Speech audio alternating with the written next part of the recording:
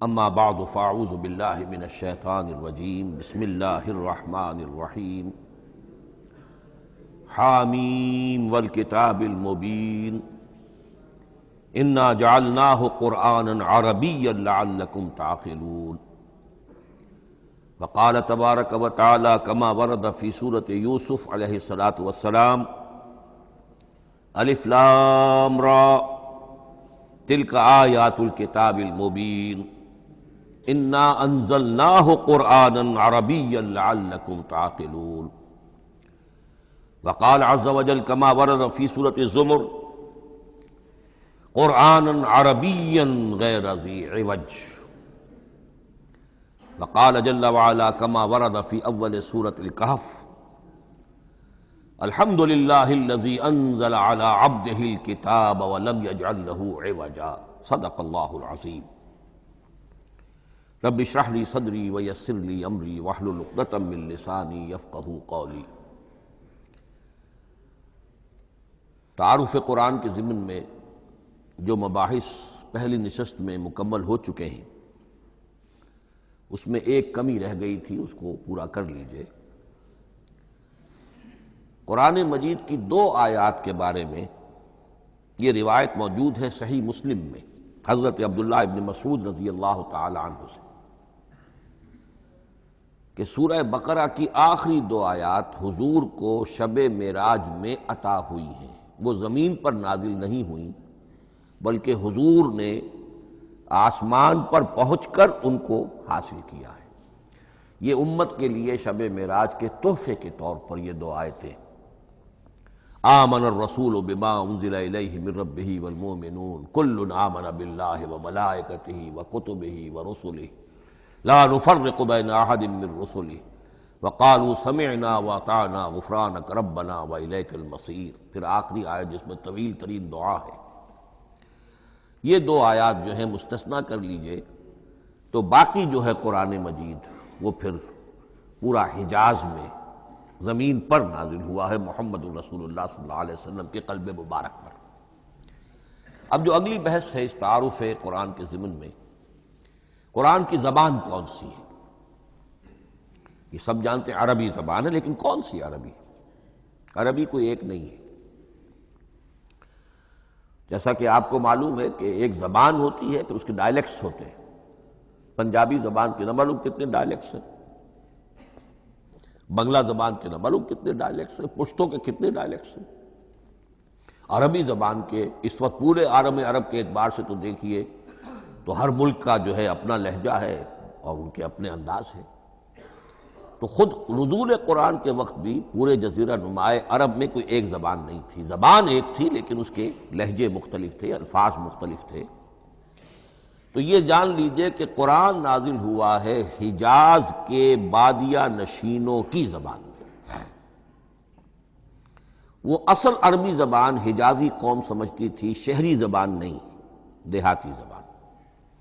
یعنی کہ شہروں میں دوسرے ملکوں کے لوگ آتے جاتے رہتے تھے، خاص طور پر مکہ مکرمہ جو ہے وہ تو چونکہ ایک بہت بڑا تجارتی مرکز تھا۔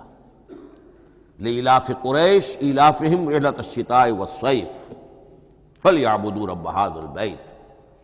ان کے قافلے جاتے تھے، آتے تھے، دوسرے تاجر بھی آتے تھے، تو ظاہر بات ہے کہ شہروں کے اندر تو پھر زبان جو ہے وہ مکسڈ ہو جاتی ہے، خالص نہیں رہتی۔ یہی وجہ ہے کہ قریش کے جو شریف گھرانے تھے، اونچے گھرانے تھے، وہ اپنے بچوں کو صحرا میں بھیج دیتے تھے کہ ان کی پرورش وہاں ہو، وہاں وہ خالص عربی زبان سیکھیں، ان کی زبان جو ہے پولیوٹڈ نہ ہو۔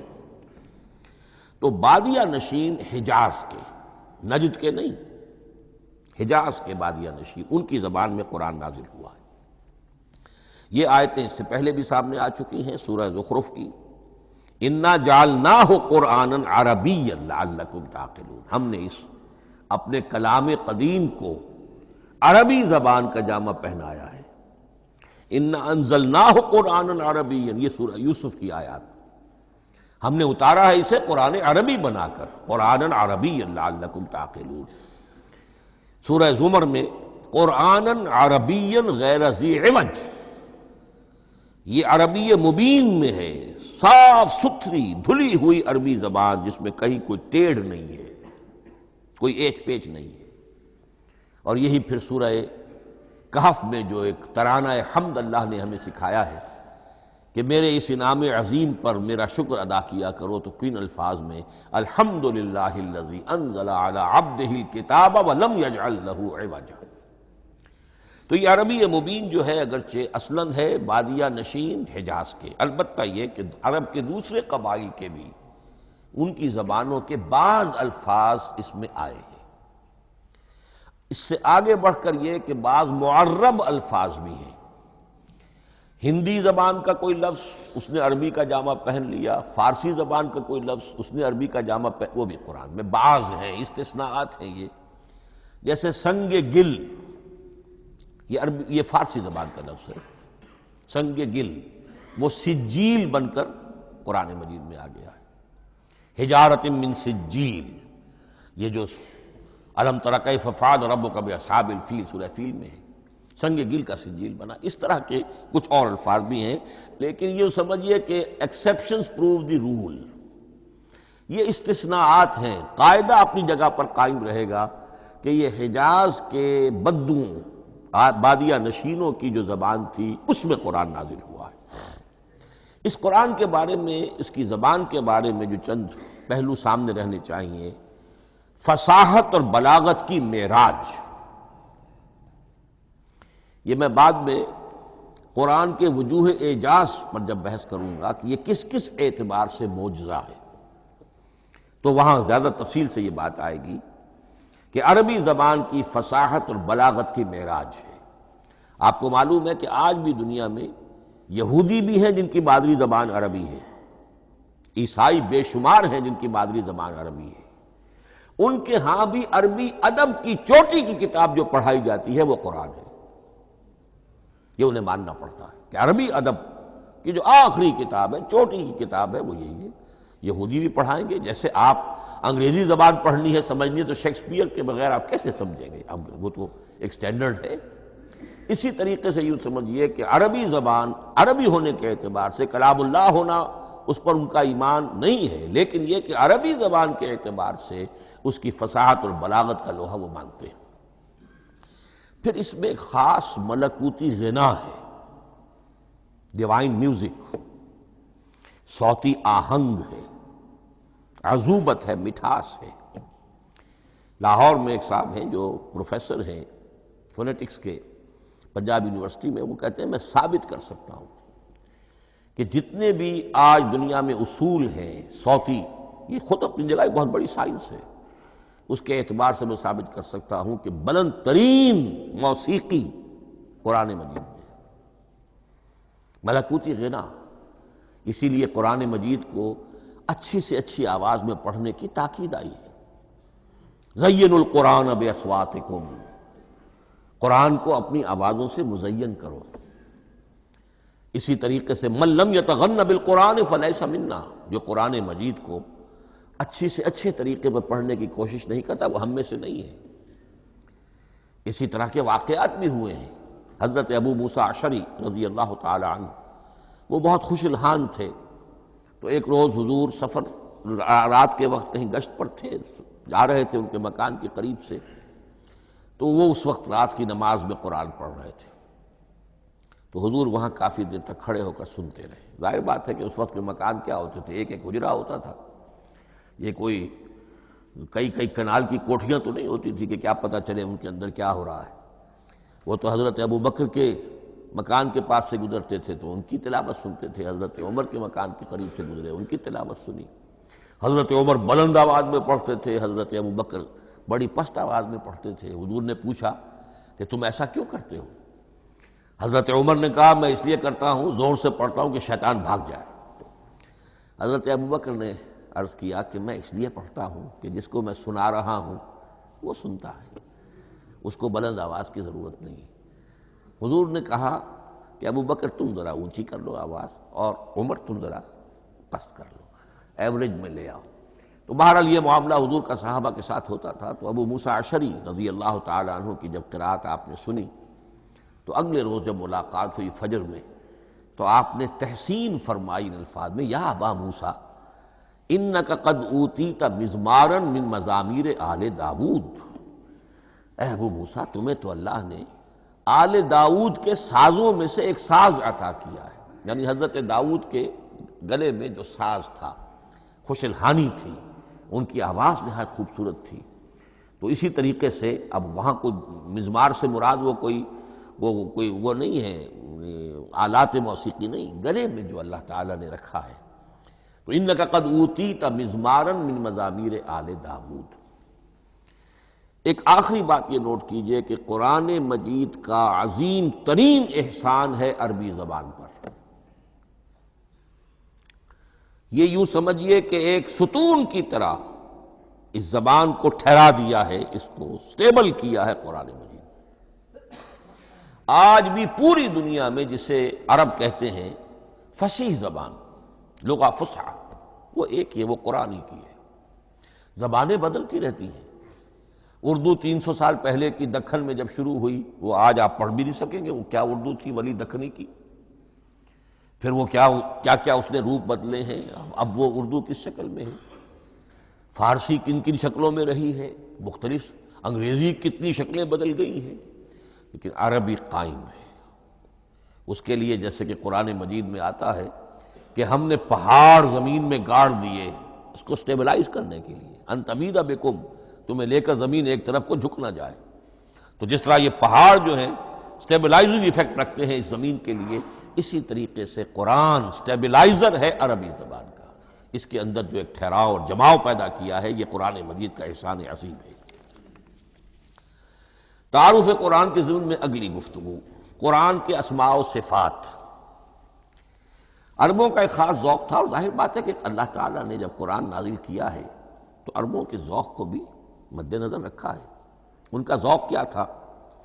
جس چیز سے انہیں محبت ہوتی تھی اس کے وہ بہت سے نام رکھتے تھے۔ گھوڑے کے لیے ہزاروں لفظ مل جائیں گے آپ کو، شیر کے لیے 5000 الفاظ مل جائیں، تلوار کے لیے 5000 الفاظ مل جائیں، یعنی اس شے کی جو بھی صفت ہے اس صفت کے اعتبار سے ایک نام، کوئی اور صفت ہے اس صفت کے ایک اور نام۔ تو وہ صفاتی نام، اب جیسا کہ آپ کو معلوم ہے اللہ کے 99 نام صفاتی تو ہے نا، اللہ کی ایک صفت دوسری صفت، اسی کے اعتبار سے اس کے نام ہیں۔ قرآن مجید کے اسماء علامہ جلال الدین سیوطی رحمۃ اللہ علیہ نے 55 شمار کیے، لیکن وہ بھی مکمل نہیں ہے لسٹ، اس لیے کہ اس میں ایک اہم نام برہان یہ شامل نہیں ہے۔ ان میں سے جو اہم اسماء ہے میں آپ کو سنا دیتا۔ القرآن، جس پر گفتگو بعد میں ہوگی، اس لیے کہ سب سے زیادہ ایک رائے یہ ہے کہ یہ تو اس میں جامد ہے، اس میں علم ہے قرآن کے لیے، پراپر ناؤن ہے۔ الکتاب، الذکر، الہدی، النور، الفرقان، کلام اللہ، الوحی، روحا من امرنا۔ پھر اس کی صفات کے اعتبار سے الکریم، الحکیم، العظیم، المجید، المبین، رحمہ، العلی، بصائر، بشرا، بشیر، نذیر، عزیز، قرآن عزیز، بلاغ، بیان، احسن القصص، احسن الحدیث، موعظہ، شفاء، مبارک، مہیمن، قیم، مثانیہ، متشابہ۔ یہ میں نے آپ کو 23 نام بتائے ہیں، لیکن یہ کہ علامہ جلال الدین سیوطی نے 55 گنوائے۔ لیکن جو بحث دلچسپ ہے وہ یہ ہے کہ جو اس کے لیے لفظ القرآن ہے، اس کے معنی کیا ہے اور یہ کس مصدر سے، کس مادے سے یہ لفظ بنا ہے۔ ایک رائے تو یہ ہے کہ یہ اس میں جامد ہے، یہ مشتق نہیں ہے، کسی مادے سے نکلا ہوا نہیں ہے۔ اور یہ بھی آپ نوٹ کر لیجئے، اللہ کے اسماء میں سے بھی ایک نام کو سمجھا جاتا ہے وہ مشتق نہیں ہے، اس میں جامد ہے، اس میں علم ہے، اور وہ ہے اللہ۔ باقی سارے نام صفاتی ہیں، ایک نام، اس لیے اس میں ذات کہتے ہیں، اس کو اس میں ذات۔ لیکن یہ رائے متفق علیہ نہیں ہے، یہ کچھ لوگوں کی رائے ہے۔ ایک رائے یہ بھی ہے کہ یہ بھی اس میں علم نہیں ہے، یہ بھی مشتق ہے الہ سے۔ جیسے حکیم یہ صفت ہے، الحکیم یہ اللہ کا نام ہو گیا، الہ ایک معبود، الالہ معبود برحق، الالہ وہ اللہ بن گیا، ایک رائے یہ۔ لیکن یہی اسی طریقے سے نوٹ کیجئے کہ قرآن مجید کے بارے میں بھی ایک رائے یہ ہے کہ القرآن اس کا اسم علم ہے، پراپر ناؤن ہے، یہ جامد ہے، یہ مشتق نہیں ہے، کسی اور مادے سے نکلا نہیں۔ لیکن جو اکثریت کی رائے ہے، جس پر تقریباً اجماع ہے، وہ یہ ہے کہ نہیں، یہ اس میں جامد نہیں، اس میں مشتق ہے۔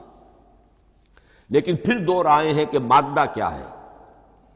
ایک قرن قاف را نون اور ایک قرا قاف را حمزہ، یہ دو مختلف مادوں کے بارے میں رائے ہے کہ قرآن ان سے نکلا ہے۔ قرن کہتے ہیں کسی چیز کا قریب ہو جانا، جڑ جانا، مل جانا۔ یہ حج کی جو تین شکلیں ہیں، حج تمتع ہے، حج قران ہے اور حج افراد ہے۔ قران کیا ہے؟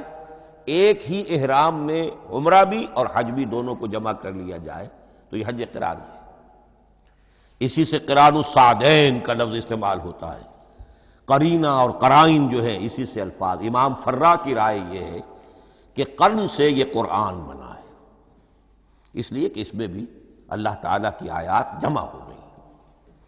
اسی طرح قرأ قاف را اور حمزہ، اس قرات کا مصدر بھی بن جاتا ہے، جیسے رجحان، را جیم ہے، رجح سے رجحان، غفران، غفرانک ربنا، پروردگار ہم تیری مغفرت کے خواستگار ہیں۔ اسی طرح قرآن قرأ سے بنا ہے۔ مفعول جو ہے وہ مصدر کے معنی میں آ جاتا ہے، یعنی پڑھی جانے والی شے۔ اور ایک قرأ آتا ہے عربی زبان میں، قرأت الماء فی الحوض، میں نے پانی جمع کر لیا حوض کے اندر، بارش ہوئی میں نے کچھ پانی حوض میں جمع کر لیا، قرأت الماء فی الحوض۔ اسی سے قریہ کا لفظ بنا، قریہ بستی کو کہتے ہیں جہاں لوگ جمع ہو کر رہتے ہیں، قریہ۔ تو اس معنی میں یہ قرآن جو ہے یہ جمع ہے اللہ تعالیٰ کی اسماء صفات اور اللہ کی ذات جو ہے اور اس کی آیات کا جامع ہے۔ یہ ہے لفظ قرآن کی بحث۔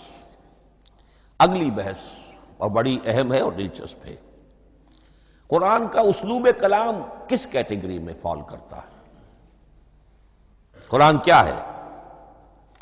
ایک شے کی تو سختی سے نفی کی اللہ نے، یہ شعر نہیں ہے۔ وما علمناہ الشعر وما ينبغی لہ، سورہ یاسین۔ ہم نے شعر تو انہیں سکھایا ہی نہیں، محمد الرسول اللہ کو صلی اللہ علیہ وسلم، اور وہ شعر ان کے شایان شان بھی نہیں۔ شاعروں کے بارے میں سورہ شعراء میں چونکہ بالعموم شاعروں کے بارے میں جو بات کہی گئی ہے، وَالشُّعَرَاءُ يَتَّبِعُهُمُ الْغَاوُونَ أَلَمْ تَرَ أَنَّهُمْ فِي كُلِّ وَادٍ يَهِيمُونَ إِنَّهُمْ يَقُولُونَ مَا لَا يَفْعَلُونَ إِلَّا الَّذِينَ آمَنُوا۔ استثناء تو ہے کہ اچھے لوگ بھی ہوتے ہیں، لیکن اکثر و بیشتر شعراء کا معاملہ یہی ہے، ان کی پیروی کرتے ہیں وہی لوگ کہ جو حد سے گزرنے والے ہوتے ہیں، لاؤبالیانہ انداز والے لوگ، غیر سنجیدہ لوگ پیروی کرتے ہیں۔ خود وہ بھی زمین و آسمان کے قلابے ملاتے ہیں، کبھی ادھر کی بات کبھی ادھر کی بات۔ اور تیسری بات یہ کہ عام طور پر جو کہتے ہیں وہ کرتے نہیں ہیں، انہم یقولون ما لا یفعلون۔ تو یہ شعر کی تو نفی کی گئی ہے قرآن مجید، جیسا کہ میں نے آپ کو سنایا تھا سورہ حاقہ کی آیات، انہ لقول رسول کریم وما هو بقول شاعر، یہ شاعر کا کلام نہیں۔ البتہ ایک بات نوٹ کیجئے، جسے آزاد شاعری، آزاد نظم کہا جاتا ہے، وہ میرا گمان یہ ہے، میں نے چونکہ ان چیزوں کا کوئی تحقیقی مطالعہ نہیں کیا ہے، کہ شاید وہ ہے ہی قرآن سے ماخوذ آزاد شاعری۔ اس میں وزن نہیں ہوتا، ردم ہوتا ہے۔ آزاد شاعری کے اندر ایک ردم ہوتا ہے، وزن نہیں ہے، ایک مصرع اتنا سا، ایک بڑا لمبا چوڑا، لیکن ردم رہے گا۔ یہ جو آزاد شاعری، بلینک ورس جس کو آپ کہتے ہیں، میرا گمان یہ ہے کہ شاید دنیا میں اس کا رواج قرآن کے بعد ہی ہوا ہو، اور قرآن مجید ہی کی نقالی میں یہ صنف جو ہے ادب کی وہ ایجاد کی گئی ہو۔ واللہ عالم، میں یہ بات دعوے سے نہیں کہہ سکتا، گمان ہے میرا۔ البتہ یہ کہ اب اس سے آگے چلیے، شعر نہیں ہے، نثر ہے، لیکن نثر کے اعتبار سے بھی کون سی کیٹیگری میں آئے گی؟ کیا یہ کتاب عام معنی میں جسے ہم کتاب کہتے ہیں وہ کتاب ہے؟ ایک تو وہ بات تھی نا جو اقبال کے حوالے سے میں نے آپ سے کہی، کتابیں نیست چیزیں دیگر است، اس وقت وہ بات نہیں میں کہہ رہا۔ عام کتابوں سے اس کا فرق کیا ہے؟ ایک کتاب ہوتی ہے، اس میں ہر چیپٹر میں ایک بحث مکمل ہو جاتی ہے، اگلے چیپٹر میں پھر لوٹا کر آپ پہلے چیپٹر کی کوئی بات نہیں کریں گے، پھر وہ بات آگے چلے گی، ابواب ہوں گے، ابواب میں مضمون کے مطابق مضمون آگے بڑھتا چلا جائے گا۔ کتاب کا یہ لازمی وصف ہے۔ قرآن مجید عثمانی میں کتاب نہیں ہے، اس میں قصہ آدم و ابلیس 7 جگہ آ رہا ہے، بار بار آ رہا ہے، سورہ بقرہ میں، سورہ اعراف میں، سورہ ہجر میں، سورہ بنی اسرائیل میں، سورہ کہف میں، پھر سورہ طٰہٰ میں، چلتے جائیے، سورہ صاد میں حضرت موسیٰ علیہ السلام کا قصہ کتنی مرتبہ آ رہا ہے۔ تو قرآن مجید اس کتاب کی کیٹیگری، اس کی ڈیفینیشن پر پورا نہیں اترتا۔ دنیا میں جو کتاب کا معیار ہے، عام اس کا جو اسلوب ہے، اس کی جو ڈیفینیشن ہے، ایک شکل ہوتی ہے مجموعہ مقالات، وہ بھی نہیں ہے، اس میں ہر مقالہ اپنی جگہ پر ایک مکمل شے ہوتی ہے، لیکن یہ کہ وہ دوسرے مقالات سے تو مختلف ہوگی، یہ مجموعہ مقالات بھی نہیں۔ اس کا اسلوب جو ہے وہ خطبے کا ہے، اوریشن، اور یہ کہا جا سکتا ہے it's a collection of divine orations, یہ اللہ تعالی کے خطبات کا مجموعہ ہے۔ مختلف اوقات میں خطبے نازل ہوتے تھے حضور پر صلی اللہ علیہ وسلم، اور یہ بھی جان لیجئے کہ عرب میں ادب کی 2 ہی صنفیں تھیں جو معروف تھیں، یا شعر یا خطبہ، یا خطیب ہوتے تھے بڑے شعرا بیان خطیب، اور یا شاعر ہوتے تھے۔ تو یہ جب شعر کے اسلوب پر نہیں تھا تو خطابت کا اسلوب ہے جو اللہ نے اختیار فرمایا، اور ہر موقع پر، ہر مرحلے پر جو خطبہ اس وقت کے حالات کی مناسبت سے نازل ہوا وہ ایک صورت ہے۔ تو یہ ہے کلیکشن آف ڈیوائن اوریشنز، یہ اللہ تعالیٰ کے مجموعہ خطبات الہیہ اسے کہا جا سکتا ہے، لیکن اس سے جو چند نتیجے نکلتے ہیں وہ نوٹ کرنے ضروری ہیں۔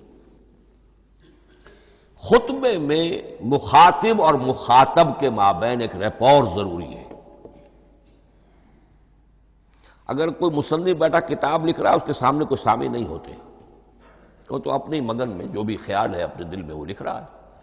خطبے میں سامع سامنے ہوتے، اگر ان کے درمیان رپورٹ نہ رہے، ہم آہنگی نہ رہے، تو پھر وہ خطبہ غیر مؤثر ہو جائے گا، لوگ جو ہیں ان کو اونگ آنے لگے گی، وہ متوجہ ہی نہیں رہیں گے۔ تو ایک رپورٹ مخاطب اور مخاطب ان کے درمیان۔ دوسرے یہ کہ خطبہ کا ایک وصف لازمی یہ ہوتا ہے کہ ایک واقعاتی پس منظر ہوتا ہے پیچھے موجود۔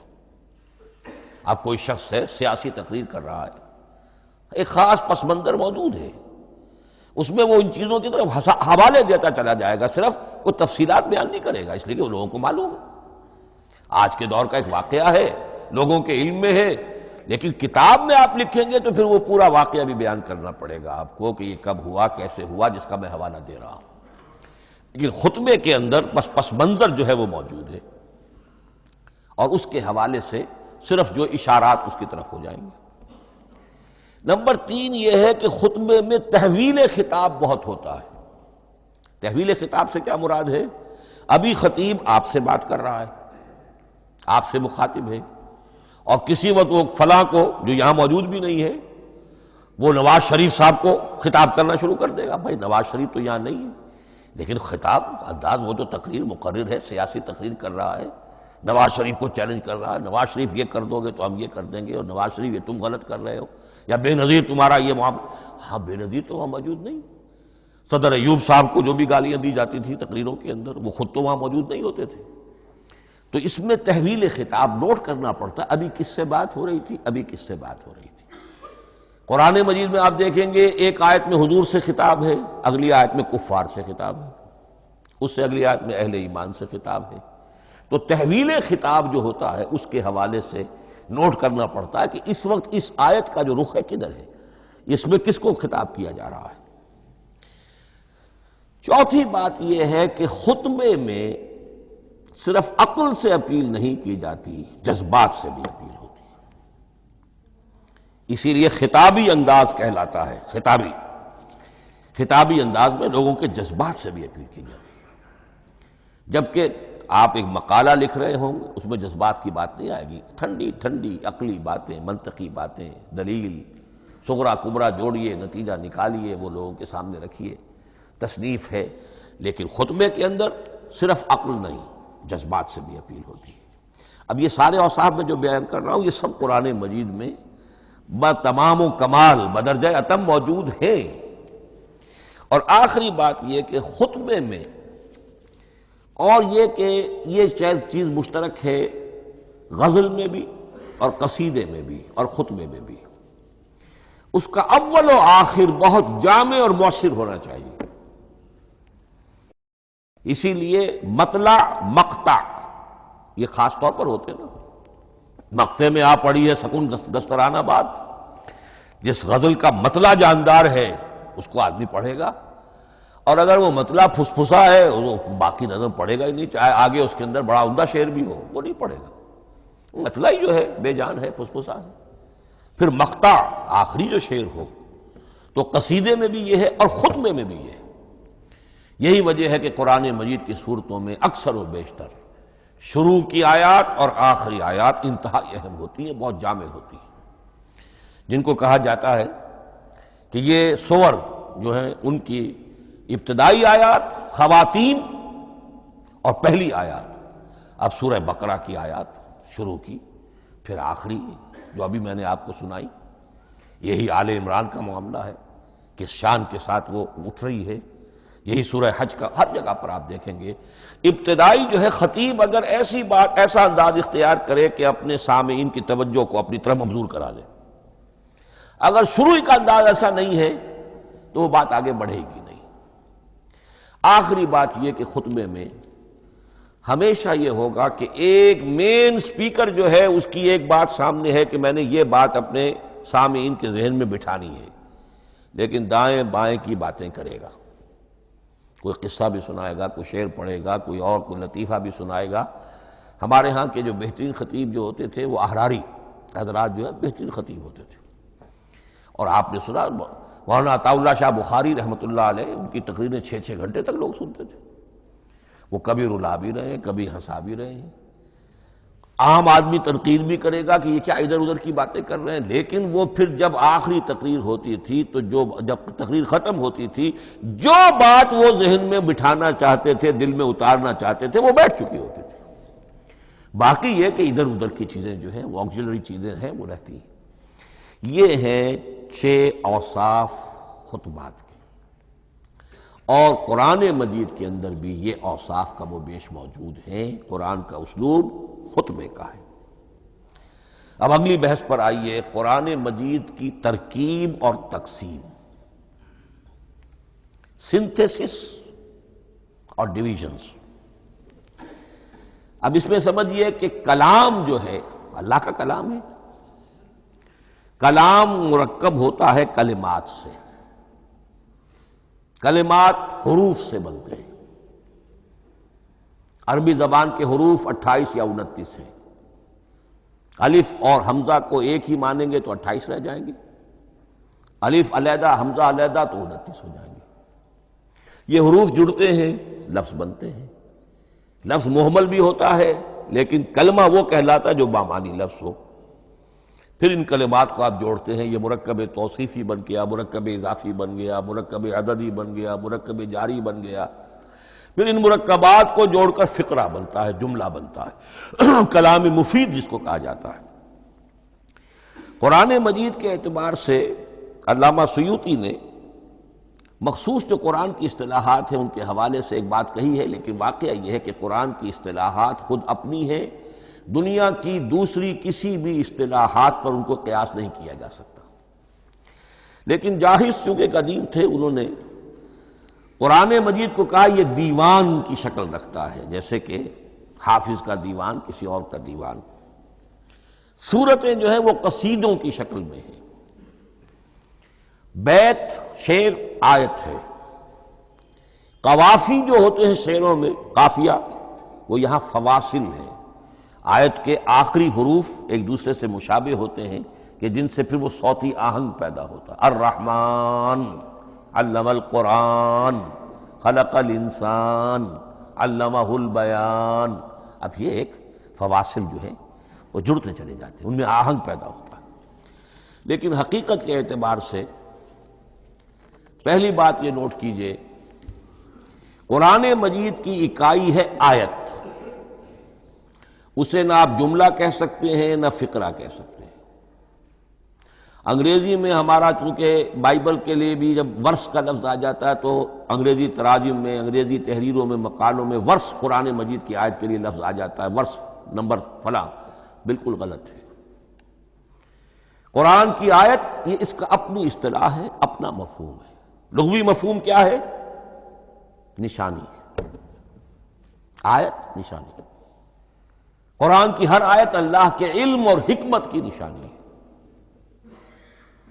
اب قرآن کی آیتیں نوٹ کیجئے، صرف حروف پر بھی مشتمل ہے، الف لام میم حروف مقطعات اور آیت بن گئی۔ وہ مرکبات ناقصہ پر بھی مشتمل ہے، والعصر مرکب جاری ہے، حرف جار، آیت ہو گئی۔ پورے جملے پر بھی مشتمل ہے، ان الانسان لفی خسر، ایک جملہ ہے، اور 10 جملوں پر بھی مشتمل ہے۔ اللہ لا الہ الا ھو الحی القیوم لا تاخذہ سنۃ ولا نوم لہ ما فی السماوات وما فی الارض الی آخر الآیہ۔ آیت الکرسی کا انالیسس کیجئے، 10 جملے موجود ہیں اس میں۔ تو نوٹ کر لیجئے، یہ چیز توقیفی کہلاتی ہے، یہ کسی گرامر کے اصول پر نہیں ہے، کسی منطق کے اصول پر نہیں ہے۔ آیات قرآنیہ کی تعیین توقیفی ہے، یعنی حضور کے بتانے پر موقوف ہے۔ حضور نے بتایا والعصر، یہ آیت ہو گئی، آیت ہو گئی، ہم آیت مانیں گے۔ الف لام میم، آیت ہو گئی۔ قاف حرف ایک ہے، یہ آیت نہیں ہے۔ نون ایک حرف ہے، آیت نہیں ہے۔ قاف والقرآن المجید ایک آیت بنی، نون والقلم وما یسطرون ایک آیت بنی۔ تو اس طریقے سے اس کو کہتے ہیں توقیفی، موقوف علیہ ہے حضور کے بتانے پر۔ اب اس میں روایات کا اختلاف ہو سکتا ہے کہ حضور سے کوئی روایت یہ ہو کہ یہ ایک آیت بنی یا 2 آیتیں بنی۔ مثلا بڑی اہم مثال آپ کو دے رہا ہوں، سورہ مزمل کی جو دوسرا رکوع ہے، پورا دوسرا رکوع، وہ 1 آیت شمار ہوتا ہے۔ اور میرا بڑا گمان رہا بہت عرصے تک کہ یہ 1 آیت نہیں ہو سکتی، یہ مختلف اوقات میں نازل ہوئی ہیں، 2 اوقات میں نازل ہوئی ہے۔ اور یہ مجھے قول مل گیا علامہ سیوطی کے ہاں، حضرت عبداللہ ابن عباس رضی اللہ تعالی عنہما کا قول کہ یہ 2 آیتیں ہیں، 1 نہیں۔ لیکن یہ کہ یہ ہوگا موقوف روایت پر، میں کوئی نہیں ہوں جو اسے قرار دے سکوں۔ ہاں مجھے اگر کوئی روایت مل جاتی ہے، کوئی خبر یا اثر، خبر محمد الرسول اللہ کی یا اثر آپ کے کسی صحابی کا صلی اللہ علیہ وسلم رضی اللہ تعالی عنہ، تو پھر یہ ہے کہ ہم مانیں گے۔ تو اس کو کہتے ہیں توقیفی۔ آیات اور سور کا معاملہ توقیفی ہے بالکل، یا کسی منطق، کسی گرامر، کسی اصول بیان، کسی پر مبنی نہیں ہے، یہ مبنی ہے حضور کے بتانے پر۔ اس طرح سورت کسے کہتے ہیں؟ عربی زبان میں سور کے معنی ہے فصیل۔ فَضُرِبَ بَيْنَهُمْ بِسُورٍ لَهُ بَابٌ، سورہ حدید کے اندر الفاظ آئے۔ اب اس کا کیا تصور دیا گیا کہ ہر آیت جو ہے وہ اللہ کے علم اور حکمت کی نشانی ہے۔ 10 آیتیں، 20 آیتیں، 100 آیتیں، 285 آیتیں، 286 آیتیں جوڑ کر ایک فصیل باندھ دی گئی۔ یہ شہر حکمت خداوندی ہے، ایک نظم ہوتا ہے۔ جیسے آپ شہر کا ٹاؤن پلاننگ آج کا تو بہت بڑا فن ہے، بڑی اسپیشلائزیشن ہے، شہر کو پلان کرنا، اس کے اندر کیا کچھ ہونا چاہیے، کس طرح سے ہونا چاہیے۔ تو یہ سورت جو ہے یہ ایک یونٹ ہے قرآن مجید کی، اور اس کا جو لفظی معنی ہے فصیل، گویا کہ اس نے گھیرے میں لیا ہوا ہے ایک شہر معنی کو، علم و حکمت کے ایک شہر کے گرد یہ فصیل جو ہے پوری ہوئی ہے۔ اب اس میں نوٹ کر لیجئے جہاں تک، اچھا جیسے آیتیں چھوٹی بھی ہیں بڑی بھی ہیں، والعصر بھی آیت ہے اور الف لام میم بھی آیت ہے، اور جیسا کہ میں نے عرض کیا آیت الکرسی بھی آیت ہے۔ اس طرح سورتیں چھوٹی بھی ہیں بڑی بھی ہیں۔ سورۃ العصر 3 آیتیں، سورۃ الکوثر 3 آیتیں، سورۃ النصر 3 آیتیں، 3 ہی سورتیں 3 آیتوں پر مشتمل ہیں، 3 سے کم پر کوئی نہیں، 2 آیات کی کوئی صورت نہیں ہے۔ لیکن آگے آپ چلتے جائیے، اس کی بڑی سے بڑی تعداد، سورہ بقرہ جو ہے سب سے بڑی ہے۔ تو آیت اور سورت کے علاوہ دور صحابہ میں صرف ایک لفظ اور تھا قرآن کی تقسیم کے ضمن میں، اور وہ تھا منزل یا حزب۔ منزل یا حزب 7 منزلوں میں یا 7 احزاب میں قرآن کو تقسیم کیا گیا، تاکہ جو شخص قرآن مجید ایک ہفتے میں ختم کرنا چاہے، ہر شب میں، اکثر و بیشتر وہ لوگ رات کو ہی رات کی نماز میں قرآن پڑھتے تھے، ایک منزل پڑھ لے تو ہفتے میں پورا قرآن ختم ہو جائے گا۔ یہ حزب بھی ہے اور منزل بھی ہے، اور یہ چونکہ دور صحابہ میں تھا، یقیناً حضور نے بتایا ہوگا، اس میں آپ کو عجیب حسن نظر آئے گا۔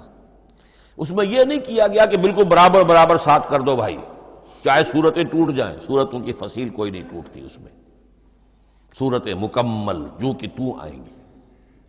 اور پھر یہ کہ عجیب بات ہے کہ سورہ فاتحہ کو اگر ایک طرف رکھ دیں، وہ قرآن کے دیباچے کی حیثیت رکھتی ہے۔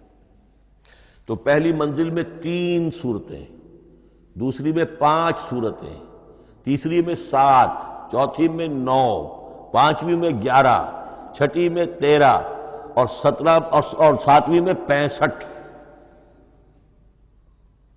یہ ہے کہ جو ان صورتوں کی ایک بڑی، جیسے کہ ایک سیڑھی چڑھ رہی ہے، اور تقریباً مساوی ہو جاتے ہیں، کوئی 4.25 پارے ہے، کوئی 4.5 پارے ہے، کوئی 4.25 پارے، اس طریقے سے ہے، تقریباً مساوی۔ لیکن آرٹیفیشل ایکویلٹی پیدا کرنے کے لیے، مصنوعی مساوات پیدا کرنے کے لیے صورتوں کی فصیلوں کو نہیں توڑا گیا۔ اس سے آگے چل کر جو پاروں کی تقسیم ہے وہ بہت بعد کی بات ہے، 30 پارے، اور اس میں آپ کو یہ ساری قباحتیں نظر آئیں گی۔ اس میں صورتوں کی فصیلیں توڑی گئی ہیں اور بڑے بھونڈے طریقے پر توڑی گئی۔ سورہ ہجر ایک آیت ادھر ہے، باقی ساری صورت جو ہے اگلے پارے میں، فصیلیں توڑ دی گئی۔ معلوم ہوتا ہے کسی شخص کے پاس جو قرآن تھا مصحف، اس نے صفحے گنے، 7 سے 30 سے تقسیم کیا اور برابر صفحوں کے اندر وہ پارے بنا دیے۔ لیکن بہرحال دور صحابہ میں پاروں کا کوئی ذکر نہیں تھا، یہ بات کی بات ہے۔ دور صحابہ میں آیت، سورت اور حزب۔ اسی طریقے سے طویل سورتوں کو جو رکوعوں میں تقسیم کیا گیا، یہ بھی بات کی بات ہے۔ لیکن یہ جو تقسیم کیا گیا ہے سورتوں کو رکوعوں کی شکل میں، 35 سورتیں تو قرآن کی ایسی ہیں چھوٹی ہیں جو ایک ایک ہی رکوع پر مشتمل ہے۔ آخری پارے کی 37 صورتیں ہیں، پہلی 2 کی جو 2 رکوع ہے، باقی سب کے سب جو ہے وہ ایک ہی رکوع شمار ہوتا ہے۔ لیکن رکوع کیوں کیے گئے؟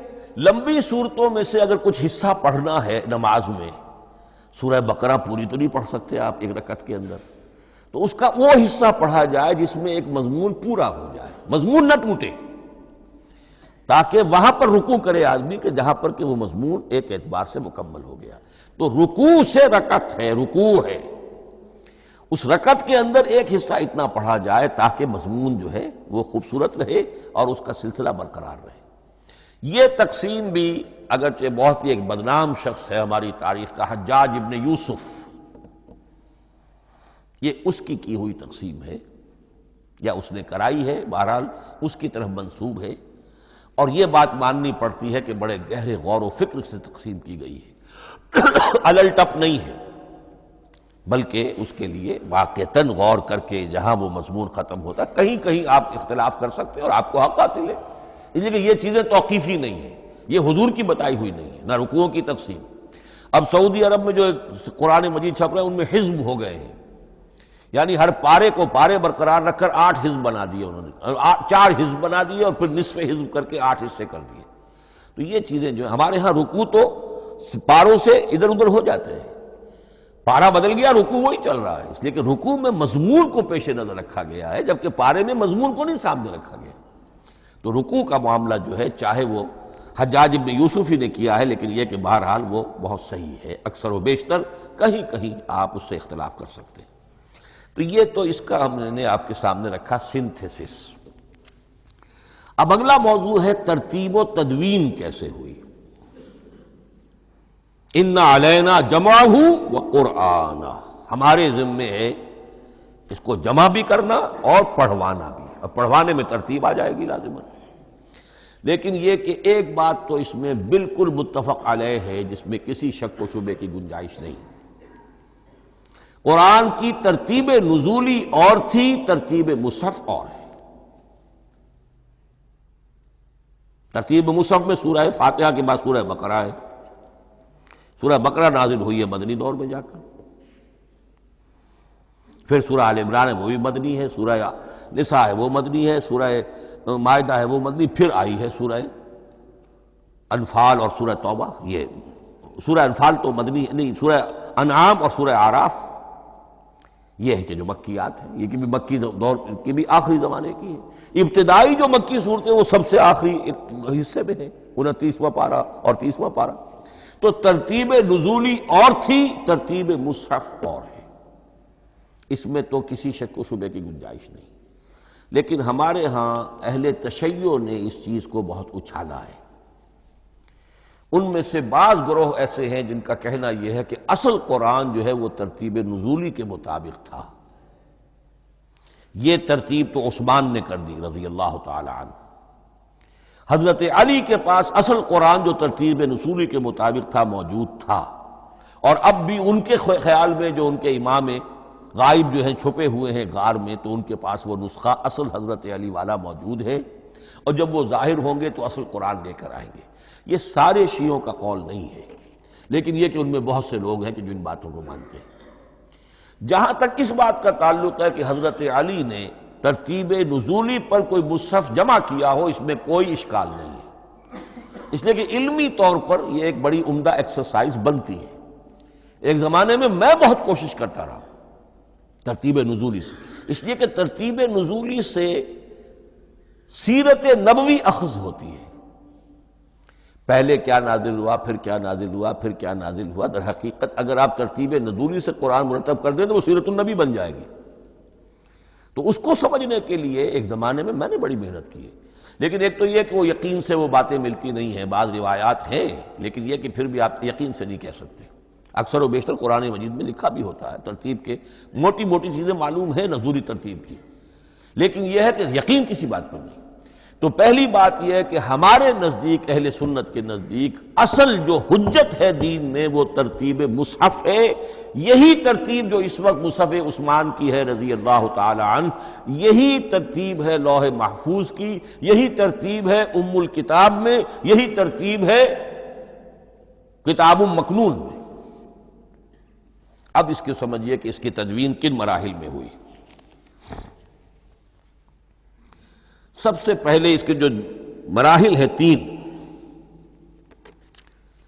خود نبی اکرم صلی اللہ علیہ وسلم کے زمانہ مبارک میں جمع اور ترتیب یہ ہو گئی، لیکن کتابی شکل میں نہیں، ما بین الدفتین نہیں۔ حضور نے لوگوں کو پڑھ کر سنایا، اس ترتیب سے سنایا جس ترتیب سے یہ مصحف میں اب موجود ہے، اور ہر رمضان میں حضرت جبرائیل دورہ کرتے تھے حضور کے ساتھ، جتنا کہ قرآن اس وقت تک نازل ہو چکا ہوتا تھا، اور آخری رمضان مبارک آپ کی حیات طیبہ کا جو تھا اس میں 2 مرتبہ پورے قرآن کا دورہ ہوا۔ تو دورہ قرآن بغیر ترتیب کے تو نہیں ہو سکتا۔ تو یہ ترتیب حضور کی ہوئی ہے، توقیفی ہے، اور حضور ہی نہیں اللہ کی ہوئی ہے۔ یہی ترتیب لوح محفوظ میں، کتاب مکنون میں اور ام الکتاب میں ہے، اور یہ ترتیب حضور دے کر گئے ہیں صحابہ کرام کو۔ حفاظ تھے، کتنے حفاظ جو ہیں جنگ یمامہ میں شہید ہو گئے، تبھی تو خیال آیا کہ اس کو کتابی شکل میں بھی مرتب کیا جائے۔ لیکن کتابی شکل میں جسے کہتے ہیں 2 گتوں کے درمیان ایک کتاب مجلد، اس صورت میں جہاں تک میں تحقیق کر سکا ہوں اور جہاں تک ہمارے اکثر و بیشتر لوگوں کی رائے ہے، حضور کے زمانے میں یہ اس طریقے سے ما بین الدفتین، 2 گتوں کے مابین ایک کتاب کی شکل میں قرآن موجود نہیں تھا۔ لوگوں کے سینوں میں محفوظ تھا، جیسے محمد الرسول اللہ کے سینے میں محفوظ تھا۔ ان علینا جمعہ، وہ جمع حضور کے سینے میں کیا اللہ نے۔ اسی طرح پھر صحابہ کرام بے شمار جو حفاظ تھے ان کے سینوں میں محفوظ تھا۔ دوسرا مرحلہ کب آیا؟ جب حضرت ابوبکر صدیق کے عہد خلافت میں جنگ یمامہ میں بہت سے حفاظ شہید ہو گئے۔ اب ایک تشویش پیدا ہوئی، ایسا نہ ہو کہ قرآن ضائع ہو جائے، لہذا اسے کتابی شکل میں مرتب کر لینا چاہیے۔ اس کے لیے پھر بہت سے صحابہ نے حضرت ابوبکر کو اپروچ کیا کہ جتنے قراء ہیں، جتنے کاتبین وحی ہیں، ان سب کو آپ جمع کیجئے اور جمع کر کے اس قرآن مجید کو ایک کتاب کی شکل میں جمع کر لیں۔ حضرت ابوبکر شروع میں بہت ریلیکٹنٹ رہے، بہت ریلیکٹنٹ رہے۔ ان کا ایک خاص مزاج تھا، اتباع رسول کا جذبہ انتہا درجے کا۔ جو کام حضور نے نہیں کیا میں کیسے کروں؟ اگر تو یہ کام واقعی کرنے کا تھا تو حضور کرتے، میں کیسے کروں؟ لیکن یہ کہ جب صورتحال بہت لوگوں کی طرف سے دباؤ پڑا کہ نہیں یہ کر لینا چاہیے، ان کے سامنے بھی حکمت آ گئی، تو پھر انہوں نے اتفاق کرتے ہوئے جتنے بھی کاتبین وحی تھے ان سب کی ایک کمیٹی بنائی اور ان کو کہا کہ اب اس قرآن کو مرتب کر کے ایک کتابی شکل دے دی جائے۔ وہ کتابی شکل حضرت ابوبکر کے دور میں ہو گئی۔ تیسرا مرحلہ کیا ہے؟ یہ کتابی شکل میں جب قرآن مجید آ گیا اور شروع میں یہ اجازت تھی کہ ہر قبیلے، ہر علاقے کے لوگ اپنے لہجے میں پڑھ لیں۔ اب پنجابی ہمارا مسلمان جو ہے وہ چاقو کو کاچو کہے گا تو وہ لکھے ہوئے کو بھی چاقو کو کاچو پڑھ کے نکلے جائے گا۔ تو مختلف لہجوں میں ہونے سے وہ ان کا جو ہے قرآن مجید بدل رہا تھا، کوئی کسی طرح پڑھ رہا ہے، کوئی کسی طرح پڑھ رہا ہے۔ اب اس کی تشویش ہوئی حضرت عثمان کے زمانے میں، جب دور بہت پھیل گیا، اسلام کا دائرہ، دارالاسلام کی وسعت بہت ہو گئی کہ اس طرح اگر یہ لوگ پڑھیں گے اور اپنے اپنے لہجے کی وجہ سے اب اس لہجے میں شکل بدل بھی جاتی ہے لفظ کی۔ کاچو کو کاف الف چے واو لکھنا شروع کر دیں گے پھر کہ کاچو سنا ہم نے، تو چاقو تو سنا ہی نہیں۔ تو ایک لفظ ہے چاقو لکھ رہا ہے اور ایک کاچو لکھ رہا ہے، تو چاقو اور کاچو میں فرق ہو گیا۔ لہذا اس وقت پھر جو کام کیا گیا وہ یہ کہ ایک ہی رسم تحریر، رسم کتابت، رسم الخط میں قرآن مجید کے نسخے تیار کیے گئے۔ اصل میں ایک بہت بڑا مغالطہ ہو جاتا ہے ہمارے جمعوں کے خطبوں میں، حضرت عثمان رضی اللہ تعالیٰ عنہ کے نام نامی کے ساتھ وہ قوافی جو ہیں ان کی مناسبت سے جامع آیات القرآن عثمان ابن عفان رضی اللہ تعالیٰ عنہ، غالب علی کل غالب علی ابن ابی طالب رضی اللہ تعالی۔ اب یہ جو جوڑتے ہیں قافیے، تو حضرت عثمان کے نام کے ساتھ یہ قافیہ جوڑ دیا، اس سے لوگوں کو مغالطہ بھی ہوا اور دشمنوں نے ایکسپلائٹ کیا کہ اس کا مطلب یہ ہے کہ قرآن تو جمع ہوا ہے حضرت عثمان کے زمانے میں، اور حضرت عثمان کے زمانے میں اور حضور کے زمانے میں کم و بیش 15 سال کا فصل تو ہو چکا، گویا کہ قرآن مرتب ہی ہوا ہے حضور کے انتقال کے 15 برس بعد۔ پھر حضرت عثمان کی شخصیت کو خاص طور پر جو سبائی فتنہ اٹھا تھا اس نے ایک ڈسپیوٹڈ پرسنالٹی بنا کے رکھ دیا ہے، نہیں معاذ اللہ، کوئی شک نہیں، لیکن یہ کہ ایک فتنہ اٹھا، فتنۃ الکبریٰ، اور حضرت عثمان رضی اللہ تعالیٰ عنہ کو انہوں نے بدنام کیا، لہذا اس کے نام سے اور بٹا لگ گیا، یہ مصحف عثمان ہے۔ یہ ہے اصل میں وہ حماقتیں کہ جو ہوئی ہیں ہم سے، یہ قافیے ملانے کی وجہ سے، حالانکہ حضرت عثمان کی شان جو ہے وہ در حقیقت جامع آیات القرآن نہیں ہے، جامع الامت علی رسم واحد، پوری امت کو ایک رسم الخط پر جمع کرنے والی شخصیت حضرت عثمان کی ہے۔ مثلا اب دیکھیے مالک یوم الدین کس طرح لکھیں گے؟ میم لام اور کاف، میم الف اور لام اور کاف لکھیں گے آپ، یہ غلط ہو جائے گا۔ میم پر کھڑا زبر ہوگا اور اس کو مالک پڑھیں گے، میم پر اگر کھڑا زبر نہیں ہے پڑھا زبر ہے تو ملک پڑھیں گے، اور قراتوں میں یہ دونوں موجود ہے، ملک یوم الدین بھی ہے اور مالک یوم الدین بھی ہے۔ اگر آپ نے میم الف لکھ دیا ایک قرات نکل گئی، اب وہ اس میں آ ہی نہیں سکتی، وہ تو مالک ہی پڑھا جائے گا۔ یہ زیر زبر بھی جو لگے ہیں قرآن مجید میں، یہ بھی حجاج ابن یوسف کے زمانے میں لگے، اس سے پہلے نہیں تھے۔ اور یہ رموز و اوقاف، یہ آیتوں کے نشان اور یہ وقفہ بیچ میں، یہ بھی حجاج ابن یوسف کے زمانے کی چیزیں ہیں۔ ورنہ عربوں کے لیے تو ان کی اپنی زبان تھی، انہیں ان چیزوں کی ضرورت ہی نہیں تھی۔ آپ کو معلوم ہے پرانے زمانے کے جو منشی ہوتے تھے، انشاء پرداز، وہ جب خط لکھتے تھے تو اس میں نقطے وغیرہ نہیں لگاتے تھے۔ جس کو خط لکھا جا رہا ہے وہ توہین سمجھے گا کہ شاید مجھے جاہل سمجھا کہ نقطے بھی لگا کے بھیجا جا رہا ہے خط پر، گویا کہ میں تو سمجھ ہی نہیں سکتا بغیر نقطوں کے۔ تو یہ جو ہے پرانے جو شکستہ خطوط لکھے جاتے تھے ان کا یہ انداز تھا، لہذا کوئی نقطے وغیرہ نہیں تھے، یہ بھی بعد میں لگے۔ تو ملک یوم الدین، مالک یوم الدین، اس کی رسم آئے گا میم لام کاف، کھڑا زبر ہے مالک یوم الدین اور ویسے پڑا زبر ہے ملک یوم الدین۔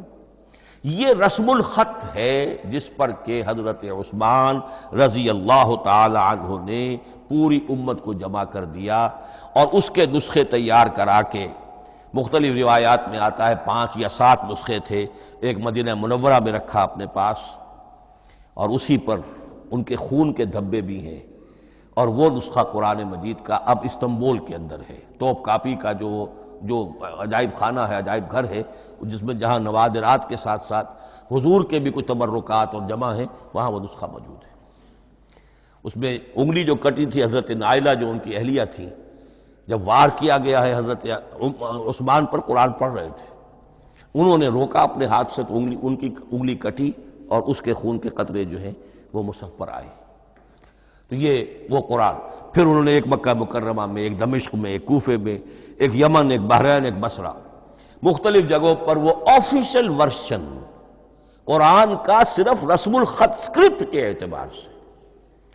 لیکن اب پھر نوٹ کر لیجئے، قرآن مرتب ہو چکا، مدون ہو چکا دور نبوی میں، لیکن کتابی شکل میں نہیں، سینوں میں محفوظ۔ دور خلافت ابی بکر میں وہ کتابی شکل میں لایا گیا، اور اس کے لیے پھر بحث ہوئی کہ اب اس کا نام کیا رکھا جائے۔ اس کے لیے کئی نام تجویز ہوئے، سفر بھی، انجیل بھی، وغیرہ وغیرہ، لیکن پھر اس کو حضرت عبداللہ ابن مسعود رضی اللہ تعالی عنہ نے اہل حبشہ سے استشہاد کرتے ہوئے مصحف نام رکھا۔ مصحف، یہ مصحف بن گیا حضرت ابو بکر کے زمانے میں، لیکن مصحف کی قرأت کے جو فرق ہو رہے تھے تو وہ لکھنے کے اندر بھی فرق آنا شروع ہو گیا۔ اس کو دور کیا حضرت عثمان نے، اس کا آفیشل ورشن تیار کروایا، ایک رسم الخط پر پوری امت کو جمع کر دیا، باقی جو نسخے تھے انہیں آپ نے پھر ضائع کر دیا، تاکہ کوئی اور یہ نہ رہے کہ اب یہ بھی ایک تھا پرانا نسخہ نکل آیا، اس میں تو یہ لفظ اس طرح لکھا ہوا ہے۔ تو جامع الامت علی رسم واحد، ایک ہی رسم الخط پر پوری امت کو جمع کرنے والی شخصیت وہ حضرت عثمان کی ہے رضی اللہ تعالی عنہ۔ بہرحال یہ نوٹ کیجئے کہ یہ مرحلہ بھی حضرت عثمان کے زمانے میں، تو یوں سمجھیے کہ حضرت عثمان کا پورا عہد بھی آپ جوڑ لیں تو آپ کی جو شہادت ہے وہ تقریباً یوں سمجھیے کہ حضور کے انتقال کے وہ 25 برس بعد ہے، گویا ربع صدی کے اندر اندر حضور کے انتقال کے بعد، چوتھائی صدی کے اندر اندر سارے مراحل طے ہو گئے۔ یہی وجہ ہے میں نے شروع میں آپ کو بتایا تھا کہ پوری دنیا یہ مانتی ہے کہ آج جو قرآن مسلمانوں کے پاس ہے، یہ ہے وہی جو محمد عربی صلی اللہ علیہ وسلم نے اپنی امت کو دیا تھا۔ یہ دوسری بات ہے کہ ہم سمجھتے ہیں کہ محمد عربی صلی اللہ علیہ وسلم کو یہ اللہ کے کلام کی صورت میں حضرت جبرائیل نے پہنچایا تھا، وہ اس کو نہیں مانتے، لیکن یہ حصہ اس کا ماننے پر مجبور ہے کہ وہ اصل قرآن اپنی اسی انٹیگریٹی کے ساتھ، اپنے پوری پیور، اس کا جو بھی ہے ٹیکسٹ پیور ہے، اور اس کی انٹیگریٹی میں کوئی شک و شبہ کی گنجائش نہیں ہے کہ یہ وہی شے ہے جو محمد نے اپنی امت کو عطا فرمائی تھی صلی اللہ علیہ وسلم۔ ایک آخری بات، چل میرے پاس 3 منٹ ہیں، یہ جو میں نے آپ کو ترتیب بتائی تھی قرآن کی، آیتیں، سورتیں، پھر حزب، اب اس میں ایک شے نوٹ کر لیجئے۔ آیت اللہ تعالیٰ کے علم و حکمت کا ایک نمونہ ہے، آیتوں کو جوڑ کر جب سورت بنائی تو آیتوں کے اندر جو ربط ہے، اس ربط آیات سے ایک اور معنی، ایک اور حکمت کا دروازہ کھلتا ہے۔ جیسے موتی ہے، ہر موتی بڑا خوبصورت ہے، لیکن جس ترتیب سے آپ نے پرویا، اس کو دھاگے میں ہار بنایا، اس ترتیب سے اس کا حسن دوبالا ہو جائے گا۔ ہر موتی کا اپنی جگہ پر ایک حسن ہے، لیکن اس ترتیب کی وجہ سے اس کے حسن کا ایک اور پہلو ظاہر ہوگا۔ اسی طرح قرآن مجید کی صورتوں میں ربط آیات بہت اہم ہے۔ ایک مرکزی مضمون ہوتا ہے ہر صورت کا، مرکزی مضمون، عمود، اور اس کے گرد وہ ساری آیتیں اس طریقے سے گھوم رہی ہوتی ہیں، جڑی ہوئی ہوتی ہے، جیسے کہ ایک دھاگے کے اندر پروئے ہوئے موتی ہوتے ہیں کہ جس کی جو ہار کی شکل اختیار کرتے ہیں۔ دوسری بات یہ، اکثر و بیشتر صورتیں قرآن مجید میں جوڑوں کی شکل میں ہیں۔ ایک مضمون کا ایک پہلو اس جوڑے کے ایک فرد میں، اور دوسرا پہلو اسی کا دوسرے فرد میں۔ جیسے معوذتین، دو صورتیں ہیں، مضمون ایک یہ تعوذ، معوذتین۔ الزہراوین، سورہ بقرہ سورہ آل عمران کو کہا گیا الزہراوین، حضور نے فرمایا دو نہایت تابناک صورتیں، بڑی روشن صورتیں۔ جیسے آپ دیکھیں گے یا ایھا المدثر یا ایھا المزمل قم اللیل الا قلیلا یا ایھا المدثر قم فانذر، ایک ہی طرح کا اٹھان ہے، حضور سے خطاب ہو رہا ہے۔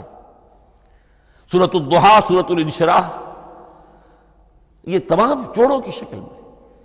اسی طرح سورہ طلاق، سورہ تحریم، یا ایھا النبی اذا طلقتم النساء فطلقوہن لعدتہن یا ایھا النبی لم تحرم ما احل اللہ لک تبتغی مرضات ازواجک۔ شوہر اور بیوی کے درمیان تعلق یا تو اتنا گہرا ہو جاتا ہے کہ ایک دوسرے کے لحاظ میں وہ حدود خدا بندی ٹوٹنے لگے، بیوی کی وجہ سے آپ نے کسی حرام شے کو حلال کر لیا یا حلال کو حرام کر لیا، بیوی کو ناپسند ہے وہ شے، تو حضور سے ذرا سا یہ ہو گیا تھا معاملہ۔ اپنی ازواج مطہرات حضرت عائشہ اور حضرت حفصہ رضی اللہ تعالی عنہما، ان دونوں کی رضا جوئی کے لیے وہ خاص قسم کا شہد ہے، قسم کھا لی آپ نے کہ میں اسے استعمال نہیں کروں گا۔ لما تحرم ما احل اللہ لک، اے نبی آپ کیوں حرام کرتے ہیں اپنے اوپر وہ شے جو اللہ نے آپ کے لیے حلال کی ہے؟ تبتغی مرضات ازواجک، اپنی بیویوں کی رضا جوئی میں۔ یہ ایک انتہا ہوئی۔ دوسری انتہا کیا ہے؟ میاں اور بیوی میں اتنا بودھ ہو جائے کہ طلاق تک نوبت آ جائے، تو سورۃ التحریم ایک انتہا کو بیان کر رہی ہے، سورہ طلاق اگلی اس کے ساتھ جڑی ہوئی وہ دوسری انتہا کو بیان کر رہی ہے۔ سورہ صف حضور کے مقصد بعثت کو بیان کر رہی ہے، سورہ جمعہ آپ کے طریقہ کار کو بیان کر رہی ہے۔